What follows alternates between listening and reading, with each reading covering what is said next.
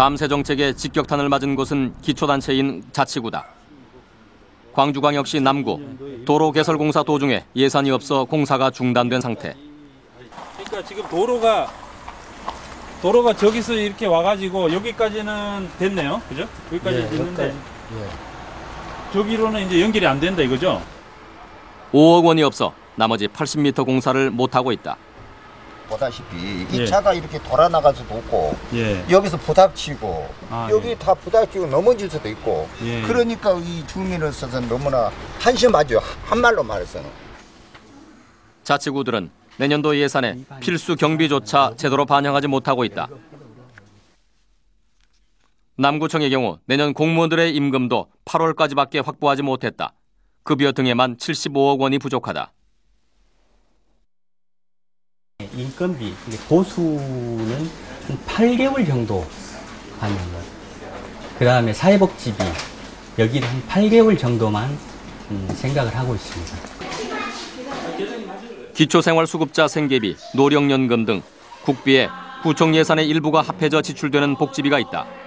내년 8월 이후에는 그런 복지 사업들도 중단될 위기다. 그런 것들까지 만약에 못 쓰게 된다 그러면은 이게 엄청난 민원이 발생할 것 같은데. 그러나 지금 현재적으로 봐서는 우리 구 입장으로 봐서는 저희들이 안 주고 싶어서 안 준 게 아니고 우리가 쓸 수 있는 재원이 들어올 수 있는 재원이 없기 때문에 이것은 국가적으로 특별한 대책을 세우지 않는 이상 우리가 어쩔 수 없는 지금 한계의 부채다고 봅니다. 이것은. 자치구의 재정 상태가 이렇게 급속히 악화된 것은 감세 법안의 영향이 크다. 특히 지방정부에 분배되는 종부세의 감세는 자치구로서는 큰 타격이다. 이명박 정부 5년 동안 지방재정은 30조 이상이 줄어든다. 지방자치의 근본인 재정을 흔들고 있는 것이다. 정부에서도 이러한 세제 개편 등으로 인한 어떤 세수 감소, 또 경기가 어려움으로 인한 어떤 지방 세수 잔적인 어떤 감소, 이런 것을 감안해서 잘 아시다시피 그 지방 소비세 제도를 도입을 하면 한 1.5조 원 정도 매년 이제 지방 재정이 확충이 되고. 그러나 지방 소비세 도입으로 인한 신규 세입을 감안하더라도 여전히 과거보다 약 25조 원이 줄어들 것으로 예측되고 있다.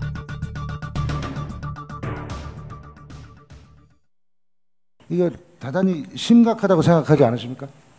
지금 이제 19조 지방정부가 안고 있는 채무에 비하면 중앙정부는 얼마나 안고 있냐면 중앙정부의 국가채무는 지금 300조가 넘어가고 있습니다. 그것이 무엇을 의미하냐면 중앙정부, 지방정부 공이 지금 어려움에 처해 있기 때문에 중앙정부가 지방재정에 대해서 아무리 지원을 하려고 해도 일정한 한계가 있을 수밖에 없다는 말씀을, 그런 고충을 드리고 싶습니다. 2007년에 299조 원이었던 국가채무는 올해에는 366조 원, 2010년엔 400조 원을 돌파할 것으로 보인다. 국가채무에 대한 이자는 2005년 10조 원에서 2010년에 20조 원으로 2배 증가하게 된다. 국가재정의 적자폭이 늘어나면서 정부도 세입 확대 방안을 고심 중인 것으로 알려지고 있다. 그런데 최근 정부의 공기업 예상 매각 대금이 공개됐다. 2조 90억 원의 인천공항 지분을 매각하겠다는 계획도 포함됐다. 인천공항은 개항 4년 만에 흑자로 전환돼 현재 연평균 4,200억 원대의 영업이익을 내고 있다. 기획재정부가 발표한 2010년 예산안 세입 항목에는 인천공항을 5,900억 원에 지분 매각하겠다고 돼 있다. 정부에서는 일부 지분 매각을 통해서 좀 공항 운영에 민간의 어떤 경영 기법이라든지 창의와 효율 같은 것을 좀 도입해서 공항을 좀 더 효율화하자는 것이 기본적인 취지입니다. 인천공항은 세계 최고 공항상을 세계 공항 역사상 처음으로 4년 연속 수상했다.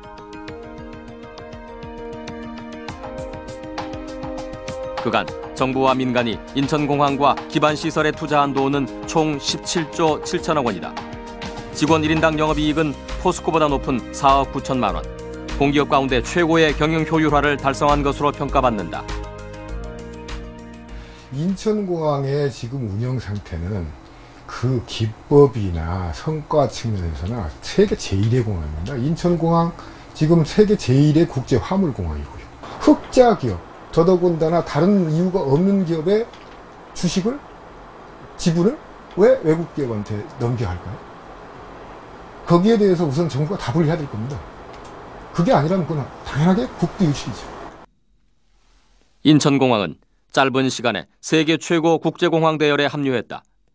매년 흑자를 기록하는 알토란 공기업을 왜 굳이 지금 매각해야 하는지 의심의 눈초리가 있다. 이런 세외 수입이 이 4대강 사업이라든지 그 밖에 이제 정부가 추진하려고 하는 이제 토목 사업이나 이런 쪽에 들어가는 비용을 충당하는 게 아니냐, 이제 충당하려는, 그리고 거기에 이제 인천국제공항공사 같은 이 공기업 매각을 이제 서두르려고 하는 이유가 이제 연관돼 있는 거 아니냐, 이런 이제 의심들이 있는 거죠. 현재 국회는 내년에 시행될 고소득자에 대한 감세와 법인세율 추가 인하 방안을 두고 논의하고 있다. 법인세와 소득세를 계획대로 인하할 것인가 아니면 유예할 것인가, 또 고소득자에 대해서 새로운 최고세율로 과세할 것인가. 개인적으로는 저는 계획대로 가야 된다는 생각이지만 재정 적자의 문제라든가 또 모두에도 말씀드렸다시피 실제적으로 절대액은 제일 고소득층이 감면이 많기 때문에 지금 같은 이런 새로운 상황 하에서는 그것에 대한 그 감세를 좀 해야 되는 것이 아니냐 하는 것은 그것 자체의 논리적 타당성이 없는 것은 아니라고 보고요. 부자들 세금 깎아주기 위해서 정부가 빚을 낸다는 것은 있을 수 없는 일 아니겠습니까? 인구가 5천만이 가깝고 남북 간의 대치 상황에 있고 저출산 고령화 문제, 각종 해야 될 일이 엄청나게 많은 우리나라와 같은 경우에는 적정한 세부담이 필요하고, 그런 나라들 가운데는 우리보다 낮은 법인세율을 가지고 있는 나라는 없습니다.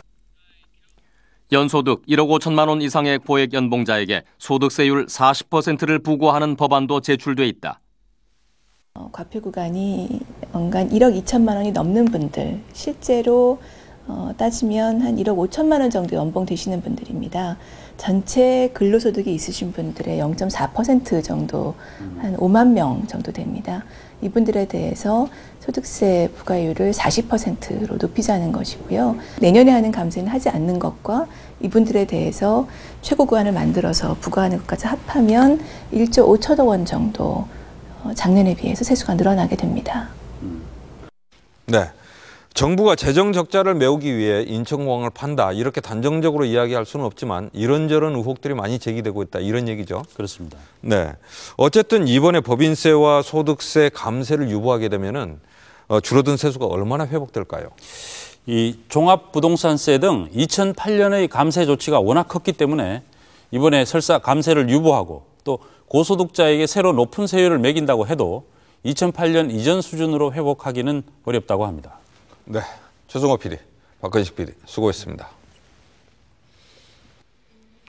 정부가 세운 나라 살림의 계획이 적법한가, 우선순위를 따랐는가, 규모는 적정한가를 조목조목 검증하는 것이 국회가 해야 할 일입니다. 정부의 예산안에 문제가 있다면 국회가 바로잡아야 합니다. 그것이 견제와 균형이라는 민주주의의 원리입니다. 내년 예산 291조 8천억 원, 국민의 피와 땀입니다. 이 돈을 어디에 어떻게 쓰는 것이 더 가치가 있을지 국회가 여와 야 정파를 초월해 치열하게 고민해야 할 것입니다. 오늘 PD수첩 여기에서 마칩니다. 늦은 밤까지 시청해 주신 여러분 고맙습니다.